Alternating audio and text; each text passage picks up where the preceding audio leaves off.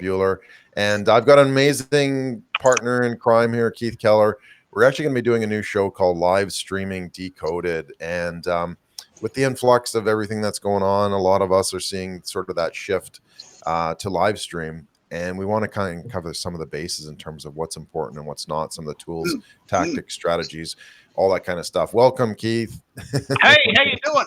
Well, for maybe the first time ever, I'm doing a show with a guy in the same town or in the same country. Well, the same country. Yeah. Well, we've done a few shows together before, so we thought, hey, why don't we sort of put our brains together and see what we can do? So yeah, live stream, right? Like, let's talk about that. What's going on with that? Oh, actually, no. First, Keith, tell us a little bit about yourself. Well, I'm in Melbourne. It's 10 o'clock here, 11 o'clock here, and you're right. Everyone is stuck at home, and I just thought it would be a lovely idea to take what we're doing already, because we've been doing this a long time, and we thought, well, look, why don't we make a little bit of a decoder show to say, look, if you're thinking about putting your face on the camera and recording it, and maybe that's the way of connecting with your audience, and a lot of people, 2020 haven't thought of this. And so they've been forced to concede it. So I thought, well, we're going to pull apart some of our favourite sites. You like BeLive. We're using BeLive today. Yes, yeah. BeLive streaming to Facebook Live. That's part one. Yes, yeah. But then we're going to try Streamyard. We're going to try other sites. We're going to try Periscope, LinkedIn Live, maybe Twitch. There's so many different combinations. That's what I guess the confusing part is. Yeah. Right. And how do these pieces actually work together, and what are we supposed to do with them, and how they're supposed to work, and all that. So that's kind of what we wanted to get to is how do we put these pieces together? How do we make it easy? Yeah. The technology is there. How do we actually integrate that? The thing that's very interesting is that right here, we've got the exact opposite flow of technology. You've got a mic. We'll talk about mics in a minute, because you've got a lovely mic, which gives you a really lovely, warm, deep bass sound. More importantly, no sort of tunnel sound. Like if you hear people talking in their bedroom, it sounds like they're in a tunnel. It sounds shocking, right? So, or you could put headphones on, and that gives you a really lovely, rich mic sound and no clunky headphone look. The other idea, which I've got, which is very sort of $100 at Officeworks, is a pair of headphones, which means no one else in the house, if you're in a busy household, can hear what you're doing other than what you say. I get quite a clear sound in my mic. Yeah, it's a good sound. It is nice and clear. Is it one of those auto canceling ones or noise canceling? I think it is. It's a Logitech. I love Logitech products. I'm not sponsored by them, but I do seem to have quite a lot of their stuff. So here's a piece of tech that cost me $100. I can hear you very clearly, and you can hear me very clearly. Yeah, but at the end of the day, like you get one of these, right? They come with your phone, and that's where you need to start, right? It doesn't have to be complicated. You don't have to go out and spend $100 on a mic or a headset or whatever, right? Yeah, because that cuts down on that ambient noise that sometimes comes up unexpectedly. Yeah, that's a lovely way to put it. Ambient noise. Like wifey flushing the toilet, right? Yeah. Honey, can you come fix the toilet, please? Oh, sorry, I'm on a call. Have you seen that video with the guy speaking to like a really high level financial show and the kid comes in? Have you seen that video? Yeah. That was from a couple years ago. That was hilarious. So this is going to happen. This is going to start happening to us. We've been in lockdown for 3 weeks, and it's already happening, right? Like people are doing this now, so we want to make sure that we've got the platform in place. Yeah. Tell me about BeLive. Tell me why you love it. We're starting with BeLive. Well, I was looking at that earlier. I've actually done like 120 episodes on BeLive. I've got a little screenshot here I can show. Hopefully we can all see that. I won't show it for too long, but I mean, it was one of those things that I just kind of stumbled across. So I've been using it for about 3 years now. And it gives you the opportunity to kind of connect with Facebook, because as you know, Facebook is a good, well, that's obviously the sort of the, how would you describe that? The platform that we broadcast from, but BeLive is the actual tool to say, okay, this is the feed and this is how we do it. I kind of picked BeLive. There were a lot out there, and was like, okay, I'm just going to pick one and go with it, kind of thing. Just because it gave you that ability to. Some of the key ingredients were adding guests, like for example, having Keith there. You can have a number of guests that are part of the show, And to me, that's kind of the show that I wanted to build back then, was kind of like an interview. Let's get a bunch of people together and talk about some interesting topics type thing. So that's kind of was the overriding thing. They've improved the interface a lot over the years, but it allows, like, you can see the screen graphics and you can do all kinds of fancy stuff going on. This is actually what it looks like from my perspective with just me. I took a screenshot before. So you can kind of see how that, actually, I can't enlarge it. You can move these things around, which is kind of fun, but sometimes they're a little bit pain. I mean, it's kind of like a broadcast studio. It's sort of an introductory broadcast studio. So it's pretty good. So. Well, I'm very interested in this idea because the reason I personally haven't used BeLive is that it doesn't sync to Periscope, which is a Twitter product. And as you know, I'm the Twitter dude. That's sort of what I'm known for. So I can't use it on Periscope, which seems a little bit pointless to me. And they don't include LinkedIn Live, which is very, very powerful, 650 million users. And I'm thinking, well, there's the two ones that I would probably use myself, and they're not available. So as we progress over the course of this series, I'm going to introduce you to other sites that, for instance, next week we're going to do Streamyard. And Streamyard allows for up to 5 sites. You can stream to LinkedIn and to Facebook and to YouTube and to Periscope and to Twitch. And Restream, which is even better, can repurpose to 30 sites. Can you imagine it? Now, the reason that's important is because in a world where I live in Melbourne and you live in Perth, you might not be on Twitter at the same time I'm on Twitter, but you might love Facebook. So you want to hang out, or you want to be present in the sites where your tribe is likely to be. Twitter's not that popular in Australia, so if I streamed only to Twitter, then I'd miss all of the people that were on LinkedIn or all of the people that were using Facebook that day. They just wouldn't see it. So multi-streaming, which is what I'm really into, is I'm going to try all these different ones. Today we're trying BeLive, and you say that you can use Facebook Live, YouTube, and you said Twitch as well, yeah? Yeah. Actually, you can't broadcast yet to YouTube from BeLive. It broadcasts directly to YouTube, to Facebook and to Twitch. Oh, wow. Okay. I haven't, so I can set it up at the beginning where I'm able to say, okay, where do you want to broadcast to? And it is good because you can broadcast any page, any group, and the list basically pulls down the list and away you go. So it allows that flexibility. I haven't actually tried Twitch because, as you said, right, you need to do it in the where your audience is, where your tribe is, and typically for me that's on Facebook as well. And do you know the demographic of Twitch? I have never used it. My understanding is that it's more like a gaming platform, so it's where you can share video games and snippets like that. Okay.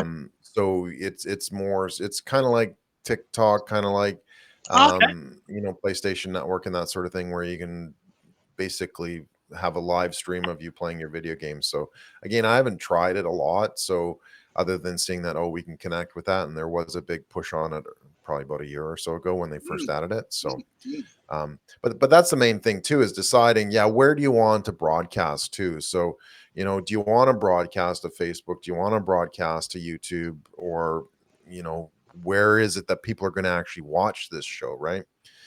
And I think maybe that's one of the things to clarify, is that it is kind of not necessarily complicated, but if you think of it as like a television set, like Facebook would be a channel within that television set. That's right, it's a channel. It's a channel, like Channel 7.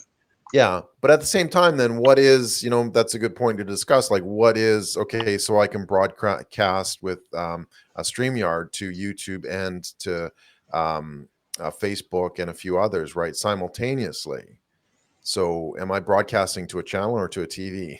I don't know. What are your thoughts? Well, look, one of the things I love about StreamYard, and I can only talk about StreamYard because this is the first time I've used BeLive, but one of the thing I love about StreamYard is that if you have a wide network, you can tell people, look, wherever you are today, you can watch my show. Yeah. And why that's really powerful is that if someone's on LinkedIn and they make a comment, it comes into the feed. And if someone's on Facebook and they're on today, they can come into the feed. So you're actually saying to people, wherever you are today, I'll follow you. Rather than you come to me, I'm just broadcasting out into the ether, and you pick it up on whatever channel suits you. Yeah. And StreamYard is, and the others are really clever at saying, okay, well, whatever comments are being made, we'll feed them back into your feed as like on a sort of a mixing table. And you can then, and it's really clever, I've seen it done really well, you can add that feed, a bit like Q&A. Have you seen Q&A, how they add the comment? Yeah. So one of us probably, is watching the feed, and you can feed the site your question in. So it's very interactive. Yeah. And so the power of that is that if you were on Facebook, that's great, but only the people that were on Facebook could see it and comment, which is a tribe. I've got a following there, and I've got a following on Twitter, and I've got a following on LinkedIn. I haven't used Twitch, and I'm not on YouTube very much. But the great thing about these sites, and the better ones are really playing this out, they're starting to say, okay, well, let's find out where the markets are. Instagram has a totally different market to LinkedIn. The people are different. They're not the same amount of people. Even Instagram and Facebook are slightly different. So I want to be the guy that tries all these sites. And I'll tell you a couple of parameters I've already decided, because I've noticed you've got a nice little checklist. One of the parameters I'm going to do is that I'm only going to feature sites that have a free option. Because first of all, I don't want people to have to spend $30 to try something and then decide they don't want it. I want them to try it and say, you know what, I like it. I'm gonna upscale, like Spotify. Like everyone starts with Spotify with the ads, and then they go like $10 and I get rid of the ads. Such a no-brainer. Click. Costs you $10 and you can have unlimited music all day with no ads. Yeah. So, but we all started with, well, what's this thing called Spotify? Unlimited songs. The ads are annoying, but for $10 you can get rid of them. So that's the first thing. Every site that I test will have that free, what we call freemium model. Yes. There's a robust that's free important. version. You should be able to try it out to see if it actually works for you as well, because some are easy and some are a bit more complicated and some are a bit more feature rich and that sort of thing. And what we're going to actually do is produce like a checklist, a spreadsheet of which platform has what based on some of this criteria as well. So what do you think is important? What sort of features do you think are important in a live streaming setup? The top of mind, I mean, I've got a list of 15 here, but fundamentally is you want to be able to interact. You want to be able to have like a couple people on the show at the same time. And you need to be able to record, right? If you can't record, then there's no real point to doing that. And that's actually probably one of the reasons why I picked Be Live, is that you can record directly in two places, on Facebook and on the Be Live console as well. So you can actually do that. And what they've done recently, which is pretty cool, is they've separated the file into an MP4 video file and an MP3. So you can download a specific MP3 afterwards, and you just have the audio file, and away you go. So you could technically turn it into a podcast if you wanted to. Yeah. Well, with something like Restream.io, you could, as you're broadcasting, it can split it up as well. So it's something that certainly works. Yeah. Well, that's certainly what I want this show to be about, because like I've noticed that I'm what we call an early majority. I'm not right there at the start. I never ever. Oh, come on, Keith, you are. you're right at the beginning here. Maybe I'm a little bit more early adopter than most people I know. Oh, I would say you're in the top 5%. but I do know that I let it go a little bit. Like live streaming has been around since about 2015. Yeah.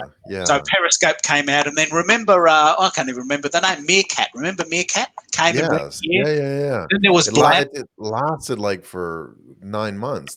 So it's interesting because they started quickly and they burned out so fast. Yeah. But yet they really were sort of laying the foundation for what's to come. So Periscope and Meerkat were running parallel for a long time. Yeah. People that were really into it preferred Meerkat, but some of the people on this call probably wouldn't even have heard of them. And Blab came and went. Did you ever try Blab? Yeah. I tried Blab. I tried Meerkat. Yeah. My favorite thing ever. Yeah, and it was quite disappointing when they made their announcement that Blab was like disbanding or whatever. So I don't know. I guess they couldn't make money at it at the time. But they set the ground rules for what we now have. They did. and it probably was a trial period. I mean, I think a lot of it too is that you look at it in terms of, okay, if you don't have a lot of people broadcasting, is it really kind of worth that effort? So I think we've kind of reached that inflection point to say, okay, there are a lot of people online who are now comfortable with video calls and that sort of thing. And I think it's even going to get more detailed in terms of how we actually do that. Like every second post is, it's, everybody's Zooming their meetings and all that kind of stuff around the world, which is one platform that we need to talk about. And obviously the security issues around that. But it's really kind of getting to that point to say, okay, there are a lot of people here to be able to support these platforms too, right? Only today did I hear I saw an article that said suddenly a company has become a verb. Like Zoom, you zoom in, right? Yes, absolutely, 100%. And that is one of the most fundamental identifications of a brand, is when they become a verb. And it's so cool to see that evolve too. I mean, I've honestly been on Zoom for since they came out, 2015, I think it was. Mm-hmm. But yeah, when you see people talking about it in a verb, kind of, well, okay, we're here. Yeah. But and one of the concepts we will talk about in upcoming shows is Zoom is a lovely platform, but has some security concerns. And there's a competitor product called WebEx, which I'm trialing at the moment, which is almost identical, but is run by Cisco, and so therefore you can probably assume that security is going to be tighter. And that's an alternative product in the same marketplace. Yeah. It is, yeah. Up to 100 people on the call, lots of great meetings. You can record it. It's HD. It looks great. Yeah. Easy to use, and virtually unlimited. Yeah, but some of them do have costs as well associated with them, so you kind of have to look at your budget.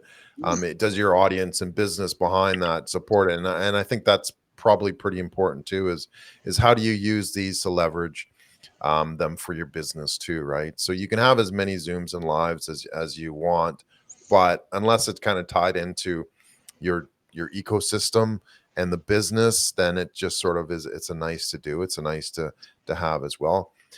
So we have to look at how does this affect your business, or how can you sort of engage it with your business as well. And what's the price point with BeLive? How do you upscale? So there's obviously a free trial, have a go type service, but what about if you want to go up the line? How do you do that? It's basically based on the number of guests primarily, I think is how they do that. So as a single show, I think that's their freemium model, where you can set it up, you can run it. I'm not sure if they've allowed guests for the first part, but I obviously haven't used the free model in a while. But then it's, how many guests can you have? Do you have like a group chat type thing where I can add up to 4 guests here on BeLive? And the interesting thing is that I can actually have more people in the green room, right in the waiting area, and then I can bring them up. Oh, you bring them in? Yeah, I can bring them in, which is fine. So you can have a fairly good group, but the only thing is you can only have 4 at a time, right? So if you're looking for more people to have simultaneously, then you need something like Zoom, where you can have all the icons of everybody type thing. So that's something to look at. They call it a talk show format, like you and I talking, right? I can have up to 3 guests, and I've run hundreds of episodes. How many people could be in the chat room simultaneously? Do you know? Good question. I've never actually tried to load it up that much. Do they have a chat room idea? Well, there is a chat room. Yeah, there's a host chat as well. So you and I can chat, and I can chat to any of the other guests as well directly while we're broadcasting and that sort of thing. So that's good. But it does come, and this is where sometimes you have to look at is the technology actually going to help me or hinder me, right? Because if you have too many people on the show, it can get a little bit hard to manage. It can get a little bit hard to kind of focus as well as spending attention with that, with 4, 5, 6 people. Like, it can be a challenge over time if you're going through some very technical topics where an answer might be a couple minutes type thing to get to that depth. Let me pick up on that, because one of the big challenges with Zoom is I think they've solved what was at one stage called Zoom bombing. Oh, yeah. So with Streamyard and with BeLive, and I'm guessing they're very similar, we have complete control over who comes into the room. Yeah, with Streamyard, it's up to 6 people. but maximum of 6. And so we have complete control over who they are. With Zoom, you can have up to 100 people, but at several stages in the last month, people have been coming to random Zooms and forcing their way in and showing really graphic images on their laptop. Yeah, that's not funny. I shouldn't laugh about that. But there's actually one of the there's an Australian radio host. I can't remember his name. Anyways, he's one of the funny guys on the radio. Anyway, he actually did that deliberately, but he got the link from somebody. It's like, hey, if you want me to jump into your Zoom meeting, just send me the link. I'll do it, and we'll broadcast the radio show as well as the video. Is that Husey? Yeah, I think it was Husey. Yeah. Oh, no, not Husey. No, it's one of the younger guys. Okay. Yeah, sorry, I can't remember exactly what it was. But anyway, he did that deliberately. So yes, you don't want people joining your Zoom inappropriately, and if you're doing that shit, like, don't, right? Yeah, but it's rude. It absolutely is rude. But actually, you can sort of stop that by having permissions at the front. So which people have to, you have to give permissions. That wasn't automatic before, but now they've automated that. I always had that too. It's like somebody comes in, they don't just jump into the Zoom room. They have to go through that "can I join your room" type thing. But it's actually funny. I saw this post this morning, and I'll send it to you, and I'll post the link. But there's actually a service, I think it's in the US, where you can hire a Zoom service, but it's actually like a Zoom video camera of a llama or of an animal, and you can broadcast that into your Zoom meeting. Wow. Okay. Well, because we're all being very creative about how to maybe pay the bills. People are losing their houses in their normal workplace, but also the idea that we're very creative.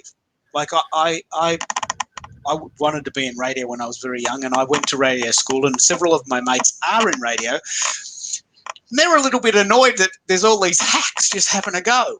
And I said, well, why wouldn't we? We've all got a personality, and we all want to share what we know. And so now we live in a world where for $20 a month, we can have our own show.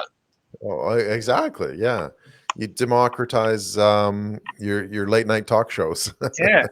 And so I'm really excited about why we've started with Be Live, because Be Live is one of the simpler ones, isn't it? It's got some features, but not many features. Yeah. And it's a very good place to start, because most people are probably going to Facebook Live. That's where they're probably going to start. Yeah. But Be Live doesn't allow you to go to Periscope or LinkedIn Live. And I know that we're going to try these other ones, because I know you want to go to LinkedIn Live really desperately, and we're going to get you there, because you've been trying for ages, haven't you? Yes. So, but next time we're going to talk about Streamyard, which I personally love, and my friend Anne-Marie Cross, who I started a radio show with in 2008, she has absolutely nailed it. And the difference between Streamyard, just to prep where we're going with this, is that they have a free version, and they upscale based on how many sites you stream to. So that you can have 6 guests even in the free version, 6. Wow. But if you want to go to 2 sites, you have to pay $25 a month. And if you want to go to 5 sites, you have to pay $50 a month. And you can only record in the paid versions. And they have the ability to go to Facebook Live profile or group. And they also have the ability to go to LinkedIn Live. And I know that interests you, so we've got to get that working. Yeah. And they have the ability to go to Periscope. And I think that's the natural extension from this positioning, because I can't do Periscope on this platform, and I'm a Twitter dude. So this is there you go. So why? Yeah, exactly. So you have to find the one that fits for you. And if I may, we've come up with some criteria. Maybe we'll just quickly go through all of them, so that we can. And we want to add some too. And we are live, or if you actually, we are supposed to be live. Hopefully, we're live. But if you do have a comment, please ask a question in the comment box, and we'll get to it. But we're going to produce a list of the specific criteria, right? So number 1, guests and how many, right? So we talked a little bit about that with Be Live. Screen sharing. are you able to share a screen of a PowerPoint presentation or of, you know, some graphics and that sort of thing? And I'm showing you now that I can. Actually, what it is good with Be Live is that you can actually add images specifically, so you don't necessarily have to jump to another program. Oh, actually, that's very powerful. I've never Yeah, heard of like that. this is just an image, right? These are just images.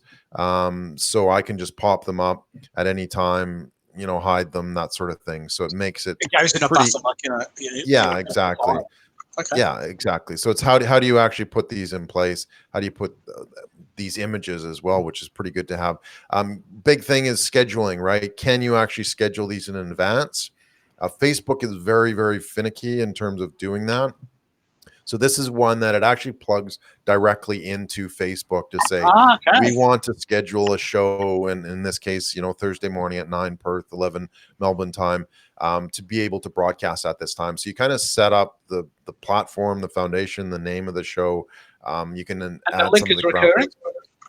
Well, just for this video, right? So it goes to the specific video link, and then Facebook reserves that link to say, okay, at this time, you have to start your show. If it's scheduled, if you miss the window by like 5 minutes, it shuts the show off, and it doesn't Okay. allow you to broadcast. Or you just basically pop up and say, hey, let's do a live now kind of thing. And you can do that with this as well. So it's pretty good to be able to have. Number 5, registration and event pages. Be Live doesn't have that. You have to set up a separate event page. So if you're looking at getting a lot of people there, you either have to do it through Eventbrite or through a Facebook event or that sort of thing as well. Cost, number 6, what's it going to cost for you? Just to test it out, see what's going to work. And I don't think I actually came up with a figure, but I think it's about $150 a year for Be Live type thing. So it's not super expensive. It's one of the more, you know, cost-wise type tools as well. Number 7, Keith, you talked about that a lot. Multiple channels, right? Can you broadcast it onto YouTube, onto Facebook, onto LinkedIn, onto Twitter? You know, all those kinds of things. So that's super important that we understand that. Where are you trying to broadcast? And again, you have to look at what is that? Where is your audience, and what are they looking for as well? Video quality, right? Is it a 720 video or 1024? A lot of it does depend on your camera, and we'll go into some of the tech. What I'm is using. Beeline? Sorry. What is Beeline? Well, Is it 720? actually, it's I think it's like they call it simulated 1024 or 1080. Okay. No, it's not 1080, definitely, without question, right? So keep in mind that it's not. Also, Facebook downgrades it too, as well, to 720. I think is pretty typical. So Let me just pick up on why that's important. yeah, absolutely. So Zoom, for instance, is with 1080p, which is HD, high definition. Yeah. Not 4K, which is ultra high definition, but it's 1080. You could watch it on your TV. Right? And the reason that's very important, especially when you're recording, is when you're editing. If, for instance, you want to zoom in and feature a guest, say you had multiple guests, the more editing you do, the more fuzzy it will become as you go lower down that number. So 720 is like the minimum. 720 is fine. It's usually okay, but it can be a bit fuzzy if you play it on a bigger device like a tablet or a laptop. And if you're talking about making a show that looks good, not just you talking with your friends, then you've got that's one consideration of the product type. So both Be Live and Streamyard are 720p. Zoom, for instance, is 1080p. And so it looks great. And what 1080p really means, and what the way I explain it, is that it looks more lifelike. It's not so pixelated. Now, you've all seen pictures of fuzzy photos that they probably look great on the day, but you've edited them so many times and you've blown them up and taken the bits out that really it's just all dots. So I'm glad you put that in, because that's a very important calculation for me. Yeah, the screen resolution, and it needs to be, because you have to look. That's one of the points you brought up, is that you want to be able to reuse this video, right? So Keith, you're going to do a mashup of different sections, and then broadcast those out on Twitter, right? Which is fantastic, and that's sort of the business side of getting that, building your audience and building your business as well. So just being able to do that. But yeah, the limitation here with Be Live is I'm pretty sure it is 720. but it does depend on the camera too, Cool. and your internet connection and that sort of thing. Because as you're talking, like I can see some of the pixelation comes, and then it's nice and clear, and then some of the pixelation comes back as well. So you kind of have to wait and see what it actually works with yours. You don't need to go out and buy like a massive DSLR either. Like that's one of the big mistakes a lot of people make, is they go buy all the expensive equipment. Just get comfortable with it. Find a camera that works. Your webcam, I'm using a Logitech 1080 camera that's above my webcam from my laptop, but you can just start with your webcam as well. So they're pretty decent in terms of being able to use them right away. What kind of camera are you using, Keith? I've got a Logitech. I think it's called the 920. Okay. But the resolution is 1080p. So that's HD. Yeah. And So I did. It's really interesting you say that, because I really, really, really considered buying this unbelievably fancy 4K camera, and then I realised that no one's broadcasting in 4K. Yeah. So I could have a camera sitting in my house that's 4K, which I think is 3,800 pixels, whatever it is. But there's no resolution device. There's no company that can support it. Not even Zoom. Yeah. Zoom doesn't even broadcast in 4K yet. They're right at the top of the tree. And I talked to them about this. I actually asked them. I have no plans to, because imagine the load on the internet at 4K. Well, that's the thing too, is that your internet couldn't handle broadcasting in 4K, quite honestly, for most people anyways. In some places it could. But I don't know what bandwidth you'd need to be able to do that. So yeah, it seems kind of pointless. It is good if you're going to do a recorded video and upload that to YouTube or to Vimeo or whatever platform, because you're not worried about it being live. But if it's live, yeah, you have to kind of take that into consideration as well. Number 9, download. So can you download the show afterwards? As I mentioned with BeLive, yes, you can. You can. It splits it into an audio and video file, and it also, because you're broadcasting to Facebook also saves a copy as well for the video feed and that sort of thing. Number 10, ease of use setup, making sure that it is pretty simple to use. BeLive is, it's a little bit complicated to get. There's a massive array of buttons that you can use and that sort of thing. So it can be a little bit tricky, and if you don't do a show for a while, it's like, hey, what does this button do? And oh yeah, I forgot I need to press that one. So it should be pretty easy to use. Not seamless. Sorry, it's not seamless. It's a little bit hard to get your head around initially. Yeah, it is. Like I'm a pretty good tech guy, but there's one. Well, actually, where's the screen there? Anyway, there's quite a few. I don't want to jump out of the show here mistakenly, but anyways, yeah, there's about 7 buttons down your control panel that you can use. You can add different text. You can add different pictures and images that I talk. You can share a screen. You can actually do some live shopping, which is pretty cool. I've never actually used it yet, but the nice thing is you can feature a product. Yeah, you can feature product. You can change the graphics as well, back and forth to whatever I've kind of pre-programmed also. So yeah, it works pretty cool. All right, ease of use. Number 11, branding. So can you add branding to your show if you want it, of course? And yes, with BeLive, you can actually add a full frame around the video console, and you can have the little visual bugs as well, your logo, and then the screen graphic overlay as well. Recording, yes, I talked about that. You can actually do that, making sure that you have that, because part of it is not just having the live stream, it's actually what you do with it after, and that's where the business side comes into it as well. Green room for guests. Backgrounds, green screen, chroma keys. BeLive doesn't do that, so I can set up like a virtual camera. Basically, it goes through, and then I can process a green screen. But it's complicated, and if you're running an older computer, might not be able to keep up. Well, one of the reasons that's important, that's a really important point you mentioned, because Microsoft Teams, I've noticed, has this fuzz the background feature, which I really like. Because you and I both, we've been doing this a while. We've set up our little office, and it's reasonably decent.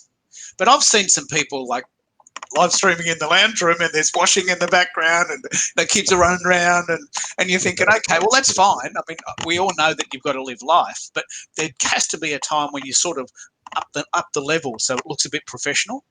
And all of these little tools like a green screen or fuzzing out the background or making it 1080p. All they do is they make the file look better for people that are, wanting to get the information. If you've got washing in the background or kids running around, it's a bit distracting, right? And I think we've chatted about this on a previous show. It certainly can be, yeah. And we had that one little video clip where everybody kind of learned about live broadcasting, where the politician or whatever finance guy was talking, and one of his small children walks in, and then the other one walks in, and then the mum comes and gets them. And then the mum comes and gets them. Yeah. And so you want to avoid those types of things, and these types of gadgets, little gimmicks in a way, they really help to focus the image so that all you're really doing is focusing on the person that's talking. Yeah, and I've absolutely. So you can actually use alternate backgrounds too with something like Zoom, and we've seen them where they're like in Rome or on the ocean or in space. So that's pretty cool. There's actually a couple of services that I've seen that are actually creating some pretty interesting or wacky backgrounds that you just kind of put in there.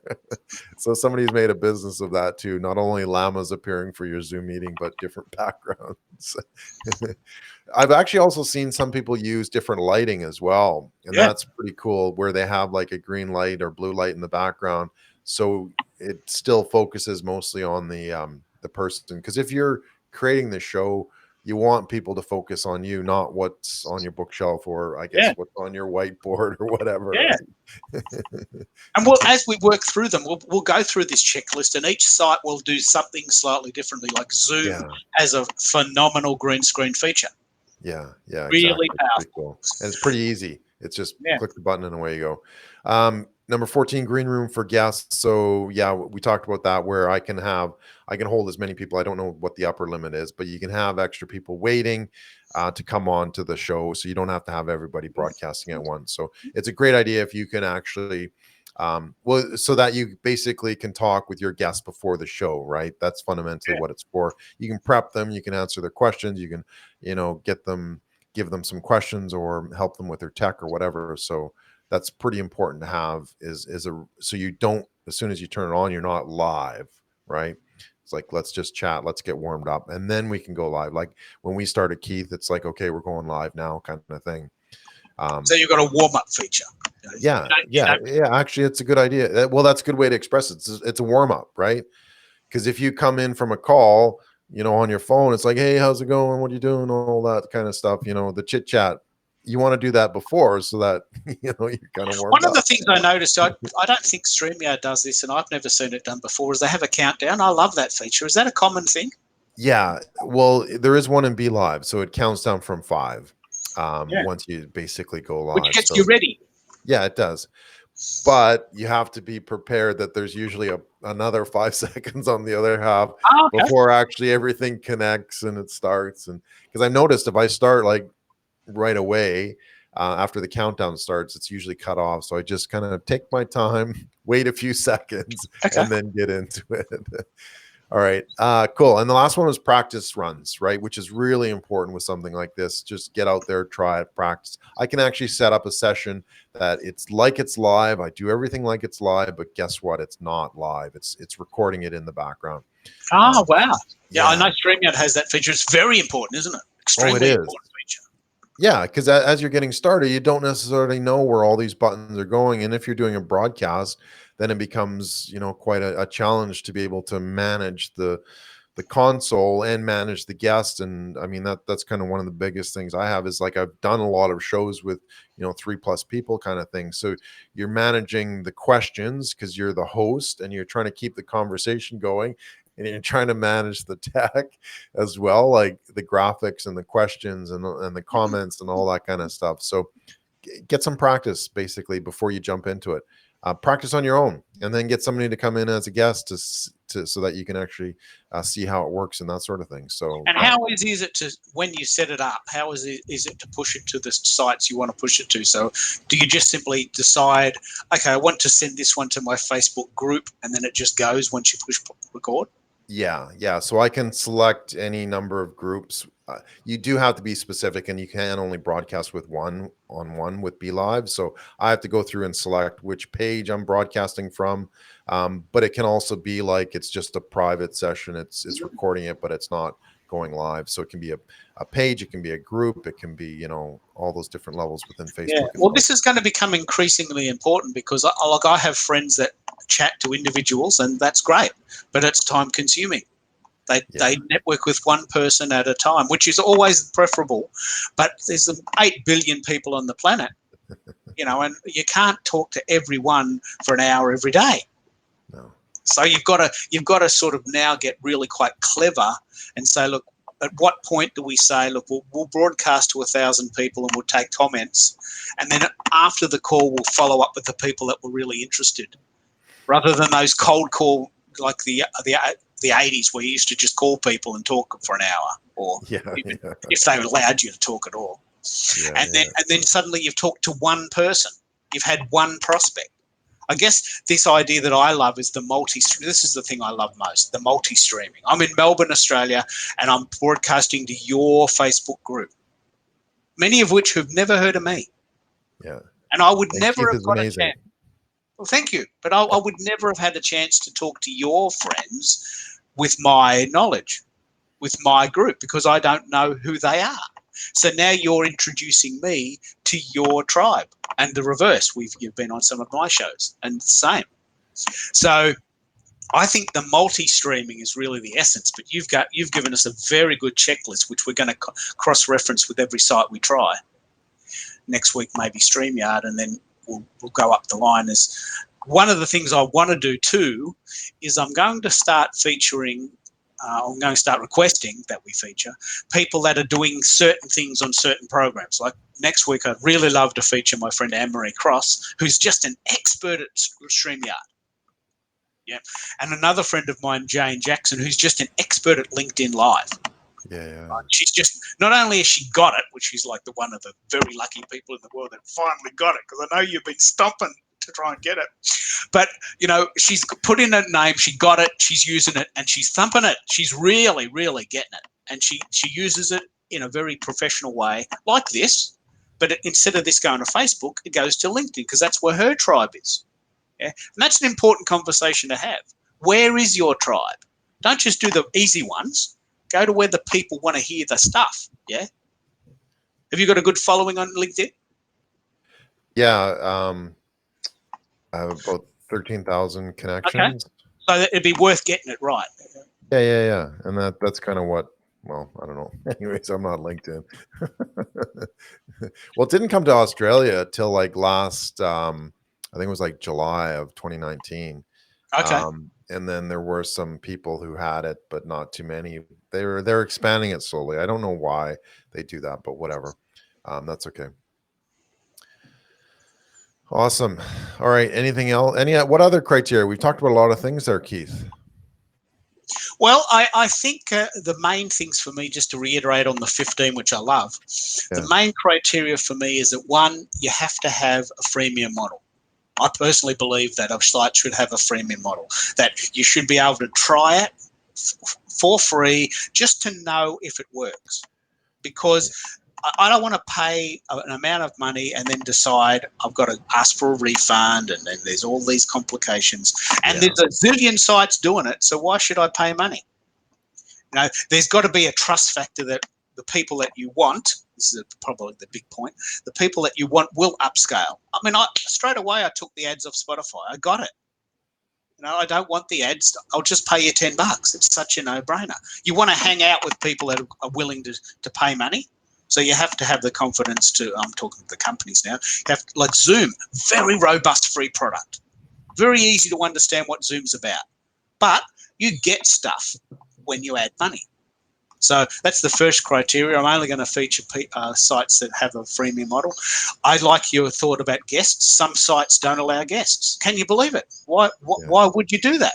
Like, that's the point, the talk show format. And how many guests? So Be Live has up to 4 of the premium model. StreamYard has 6. The third criteria is, well, how many sites can I stream to? I'm on Twitter and LinkedIn. Those are essential for me. They have to be included in the criteria. So Zoom, for instance, has these features, but they don't include Periscope. Can you believe it? You can't send a Zoom call to Periscope. I still can't believe that. So that site's no good to me for that feature. But I think your criteria is very robust. I think we just simply reiterate those as we try each new site.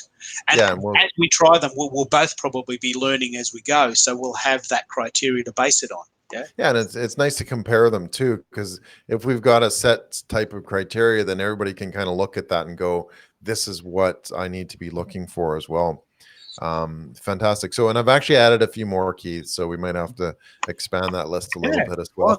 I think this is a nice format, 30 to 40 minutes, just have a bit of a play, and I'll record them. I love video editing, so I'll take this file today. One question I did have though, and this is a feature I really like in Zoom, it has this feature called the speaker format. What that means is when the speaker is speaking, they fill the frame.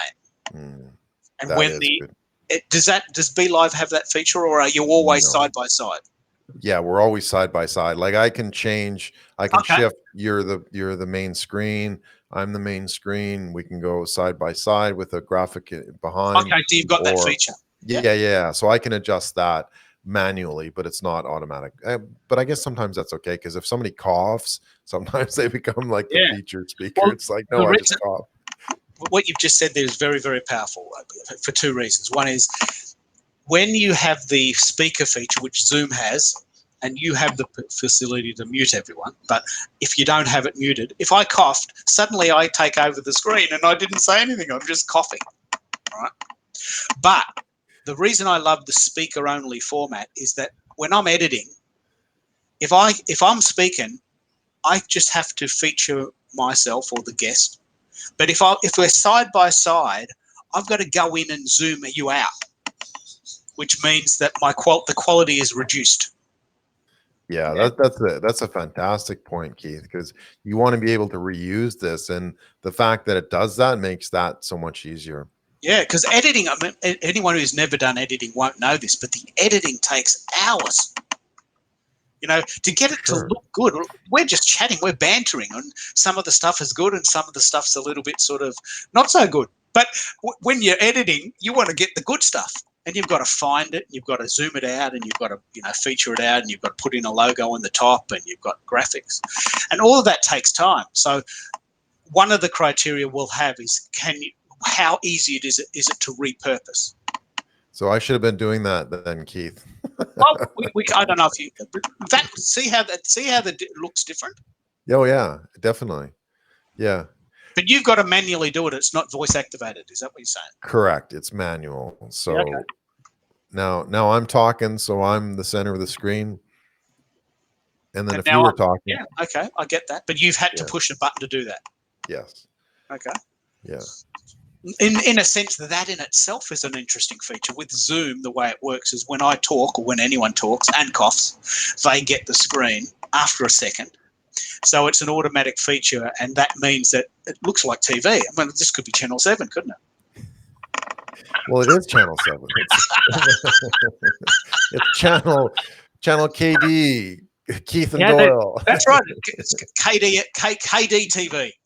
KTTV, Keith and Doyle TV, coming live. Why don't we grab that URL? KDTV live on Facebook. Exactly.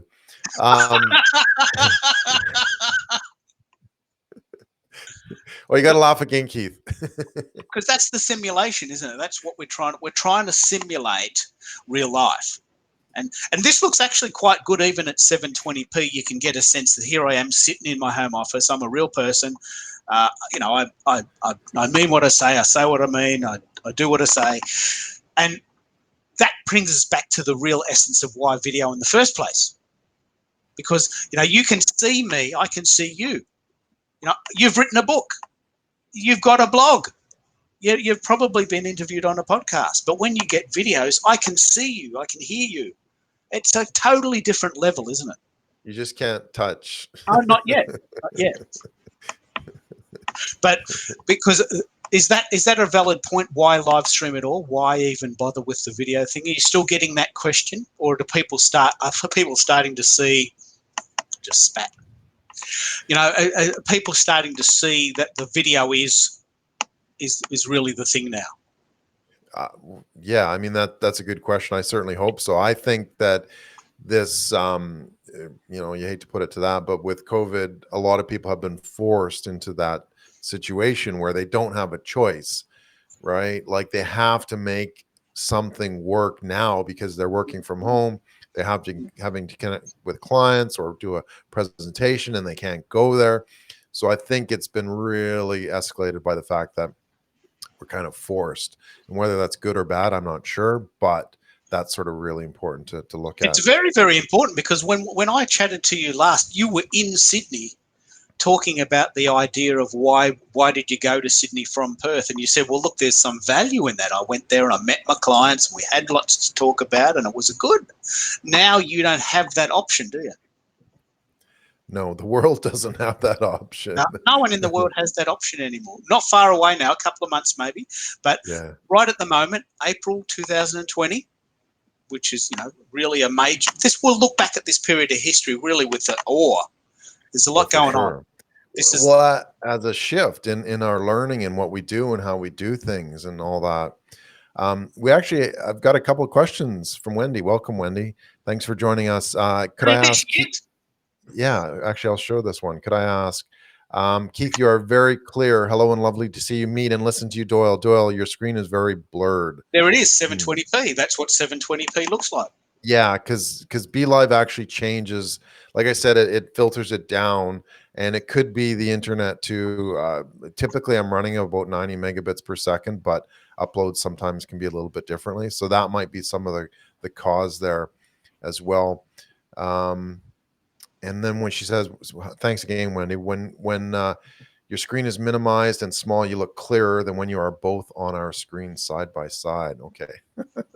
Maybe I'm just ugly. Maybe I should be minimized like that. And that probably comes down to how it compresses the video. Like I said, I am using a third-party Logitech.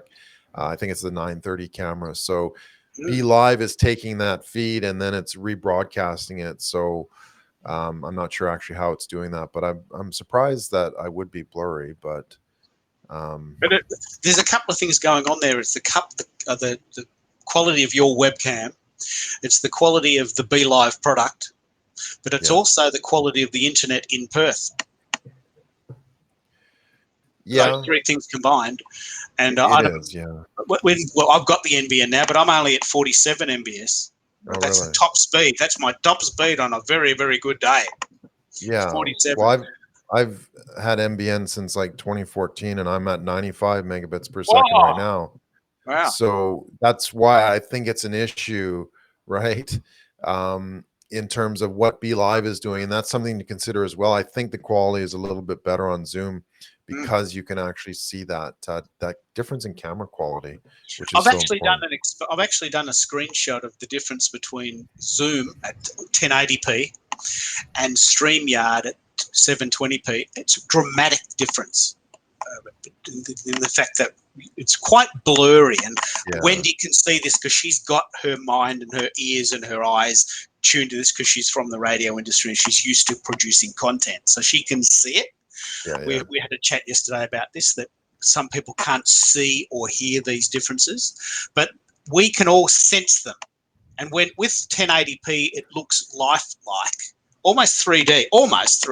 Like you can almost get this sense of perspective. Yeah. But when it's blurry, it's almost like a picture in a magazine, or almost very pixelated, like a mosaic.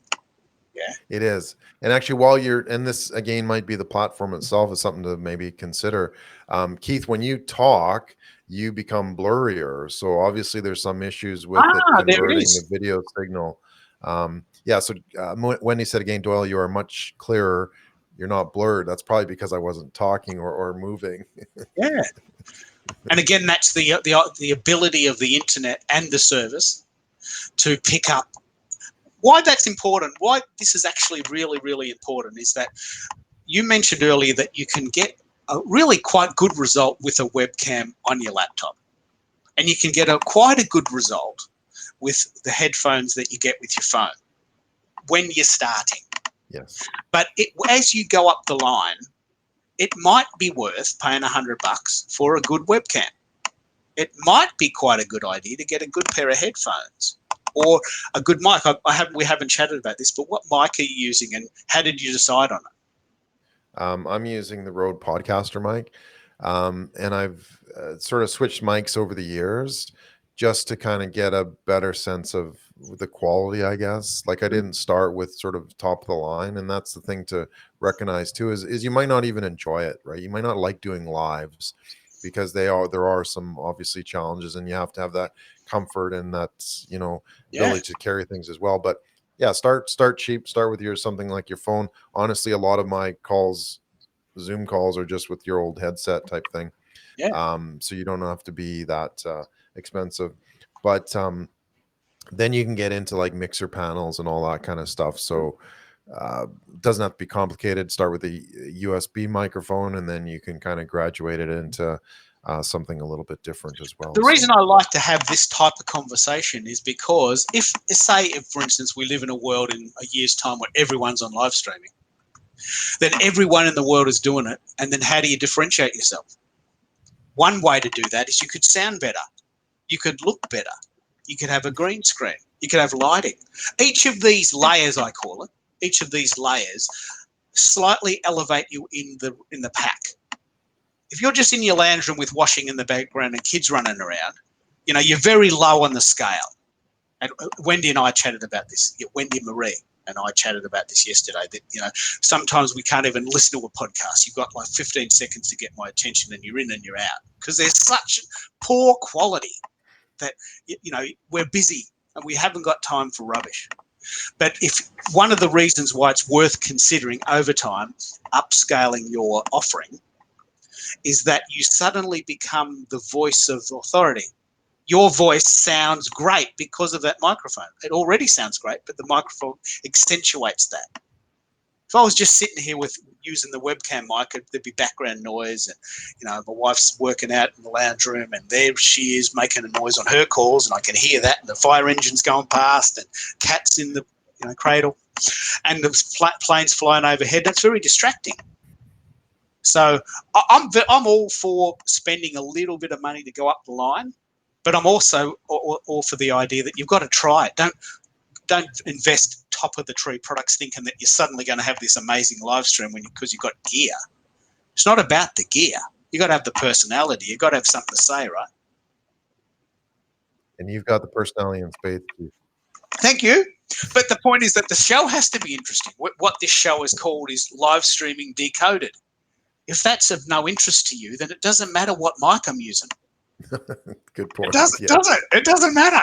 It doesn't matter how cool your logo is there right at the top. Doesn't matter how good you look on camera. The camera can't make me look any better. But the content has to be there. So what we've decided with this show, and it's the first one, and we're warming up, is that we're going to decode all of the options in the live streaming space because we feel that this is where the world is going. And we haven't even talked about this, but Saturday Night Live, I mentioned this before the show, went completely live on Saturday with every single guest zooming in, using that verb again, right? Like Saturday night, people zoomed in. That's a dream come true for the CEO of Zoom. Like everyone in the world has heard about Zoom from that show. I zoomed in to go, In fact, I went and bought the URL zooming in on Twitter in 2014. So I knew that that's going to be my brand. I'm zooming in on Twitter. I'm not flying to New Zealand to speak. I'm just going to zoom in.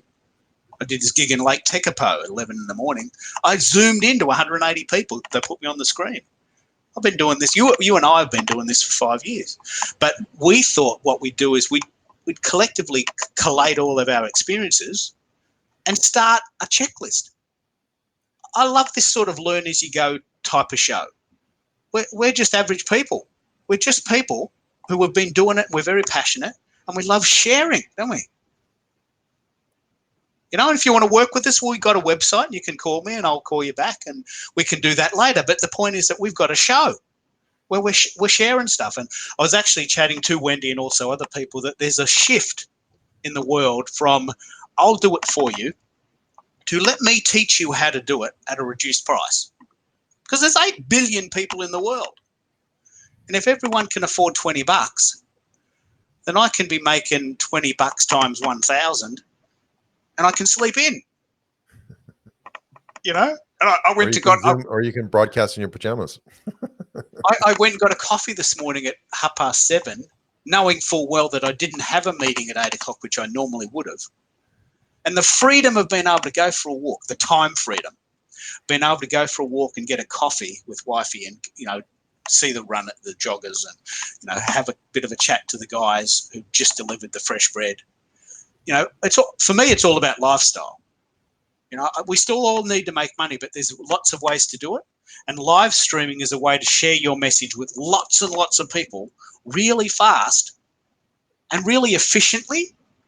And that's the thing I think that really excites me the most. Would you agree? 100%. And I think that's one of the key points that, you know, we need to talk about too, and other ones, is that you're actually going global and around the block, right, from your own kind of backyard. So it doesn't mean you have to be an international, it doesn't mean you have to be an international business, right? You can still go global around, you know, around the block from your own backyard, from your own office, wherever the case may be. And that's the real power, right? And you look at sort of what's happening in the world today is those businesses that are able to see that, hey, you know what, I can get customers within my area to come because I'm doing a live like that. That's really powerful stuff. They didn't know about you before. Well, one of the things that I've noticed, even myself, even though I've been doing this for years, is Carol and I, my wife and I, we've actually upped the game with internet buying. So there's a couple of things that we could only get at certain shops that are in the city, which is an hour from us. And Carol's not in the city anymore. She works in the city and she never goes. So we've had to source some of these things online, which we never did before because she was walking past on the way back to the train. And it occurred to me, well, why didn't we do this before? Like we bought 2 in a packet, they delivered it to the door, saved $5, and we didn't have to go there. Why haven't we been doing this more? And so more and more of us are starting to think, well, you know, what in our life now, what can we do online? What can we do there's a new phrase, contactless, right? There's this new phrase, contactless. Yeah. So someone comes to my house and delivers food in a bag. You know, I've only started doing that. I've never done that before. So on a Saturday night, we watch a movie in our house and someone delivers food in a bag, Uber and menu log and things like this. Some people have been doing this a lot longer than me. But then I thought, well, why have we done this before? Saves money, don't have to go there, and we just eat in our house. And so what we're doing now is we're talking about this online world. I'm in Melbourne, Australia. Doyle's in Perth. Wendy Marie is in a town in South Australia, which I've forgotten the name of, but it's not far from Adelaide, which is the capital. So right there's 3 states on the call. And we've never met in person. We may never meet in person. Does that matter? We're still communicating in every other way that we used to do 100 years ago. We're just not in the same room. And the thing that I love more than anything is that we can record it. You know, I've been to some gigs. I'm sure you've done this. I've been to some gigs. I've spoken really well, and no one recorded it. I'm thinking that's gone. I didn't get that. I don't get to see that again. All these other speakers that spoke and I forgot what they said. I took notes, but I've forgotten the inflections and the jokes. Does that piss you off too when you go to things and they never record it? And you never get 100%. Yeah.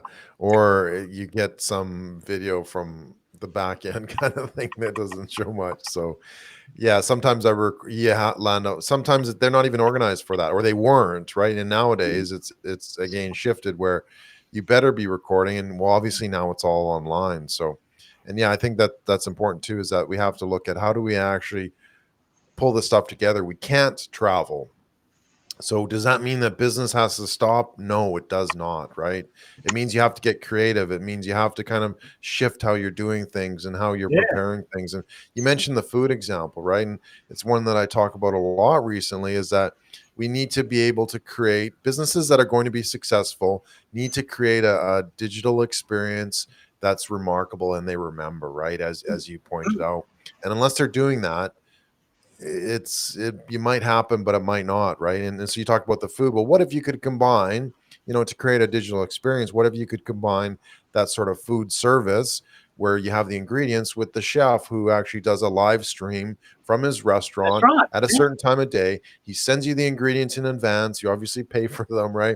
They're shipped by Uber or whomever. You get them, you jump online with the chef who shows you how to actually cook. Like, to me, that's a remarkable digital experience. And that's what we have to be able to create.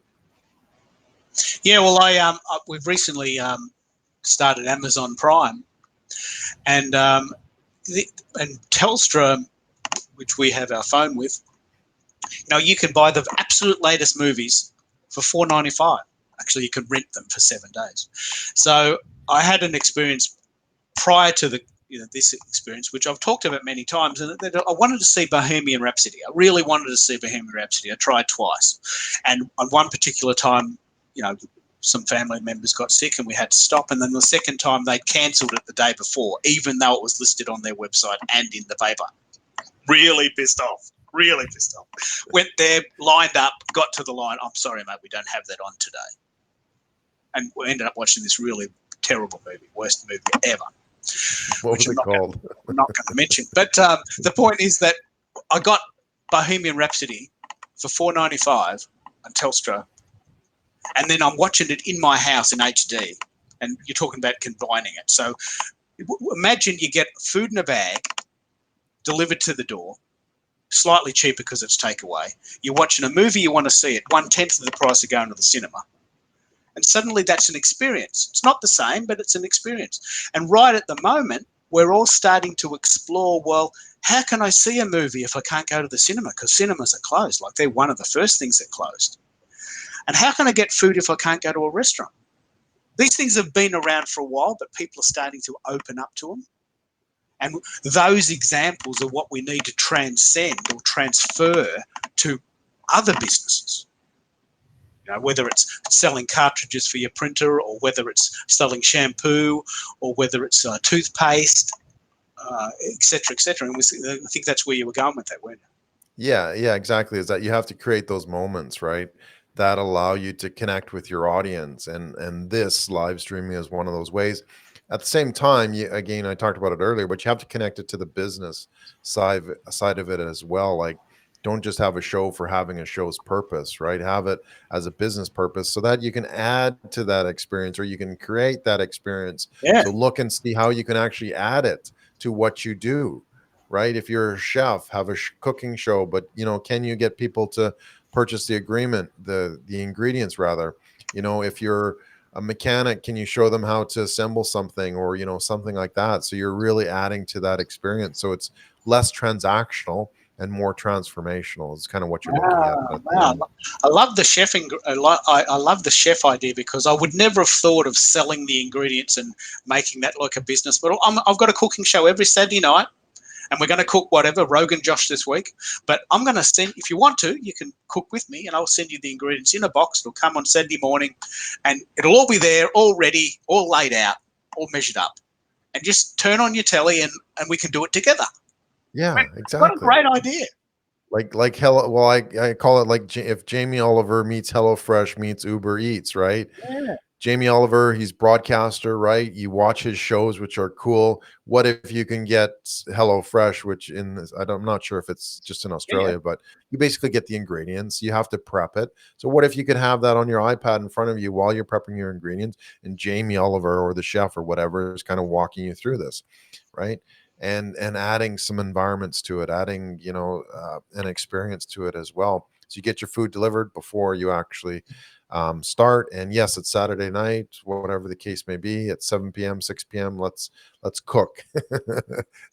What you're saying there is, and I've always believed this, but right at the moment it's becoming evident. I've always believed that these experiences are better than real They life. certainly can be. Yeah. Like imagine if, because I quite like cooking, imagine if Jamie Oliver was teaching me to cook and I had the ingredients and I was cooking and watching his show. That is 100% better, if you like cooking, than going and sitting and having it served up to you by someone else. Because I can do that any day of the week, any time.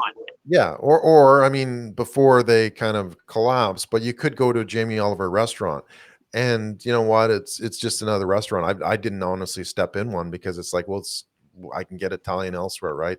I don't really feel that this is Jamie Oliver, and I'm not saying I'm a super fan, right? But you don't get that sense. Whereas, you know, and again, it doesn't have to be him. You could get somebody to swear at you like Gordon Ramsay. Yeah. But the point is that if you're a chef and you have a restaurant, how do you connect with your audience? You kind of have to combine things. And it actually started with looking at, there was a restaurant, Mr. Miyagi out of Melbourne. They actually started, or this is when I first heard about it, late March, where yes, the restaurants are closed, but what they did is they transitioned quickly to making food, like making soup packets, big soup packets that you would buy and take them home and cook when you get there. So can you add an extra step to that? Yes, that's what a live stream does. Show us how you do it. Get us connected. Get us involved in that whole process. And that's the power of live.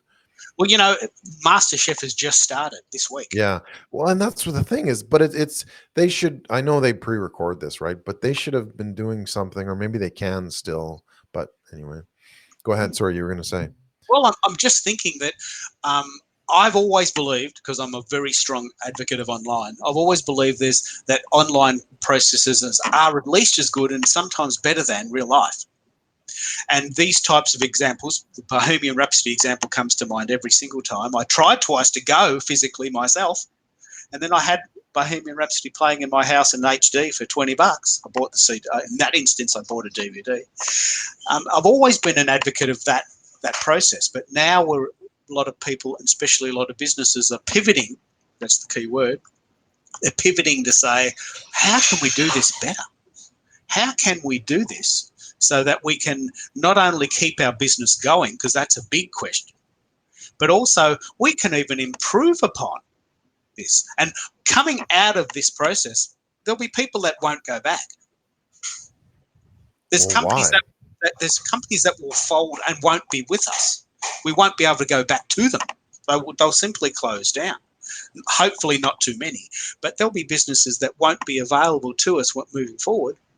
So the ones that can evolve and play the game with us, Uber meets MasterChef meets HelloFresh meets Jamie Oliver. I mean, imagine that combination, as you said. Yeah, absolutely. And you can now do that. You can create a digital experience worth remembering, right? You can create that moment with all these different tools. You just have to look at, how do I integrate? How do I combine them? It's fascinating. I love it. I think that's the true power here. And it's kind of shifted us, forced us to adapt. Again, we talked about that earlier. It's forced us to adapt to how do we actually adjust our business to be able to provide that. But in saying that, we can create more of a transformational business as opposed to just a transactional business where I'm buying this ingredient, I'm doing this. You know, how do we combine that? That's the fascinating, that's the exciting stuff. Well, look, why don't we? I'll let you go and get back to your day, and you're going to send me the recording, yeah? Yeah. No, we're still live, Keith. So we're still broadcasting. We're still going. But we're like almost 4 times what we said we were going to be. We promised we'd only do 20 to 30 minutes, and now here we are at 80 to 90. Anyway, we're obviously two tech heads that love our stuff and love talking about it. So thank you so much, Keith. I really appreciate it. How do we get in touch with you? Okay, well, I'm on Twitter, so I'd really love you to contact me on Twitter so that's at Keith Keller on Twitter. But if you're not on Twitter, and don't be embarrassed if you're not, because not everyone is, I'm at keithkeller.com.au. Don't forget the AU, because there's 100 other Keith Kellers in the US, and one of them's got the .com. So keithkeller.com.au, and it's KELLER. So contact me there. And what about you? How do people contact you, Doyle? So I'm just going to put this, Keith Keller .com.au there. See, this is actually a good feature of Yeah, BeLive yeah, that we can actually do that. Did I get that right? that's right. Exactly right. Yeah, cool. Awesome. Yeah, and you can find me. I'm at Doyle Buehler on most channels. You can go to my book site where I talk about digital strategy and how to actually put these pieces together, a part of your platform on breakthrough.digital. And there I can show that as well. Or reach out on LinkedIn. Happy to answer your questions. Please get in touch with us as well if you're watching in the replay. Yeah, please do. And I'll share these. This is exactly what we're talking about with the repurposing. What I love about what we're doing is that we've done a live, and that's great. That's part one. But I'm going to take snippets of that and highlights, then send people to the full file if they want to go to the full file, or just hear the 2-minute snippets with the essence, the chapters, if you like. Yeah. So as soon as you get off, tell me how to do that, and I'll start send the editing. recording to you. Yeah. I'll send you the editing today. All right, cool. Well, that's a wrap. Thanks, Keith, All right, for your I'll talk time. to I you really later. appreciate your expertise, and we'll talk soon. No worries. And have a great day. And we'll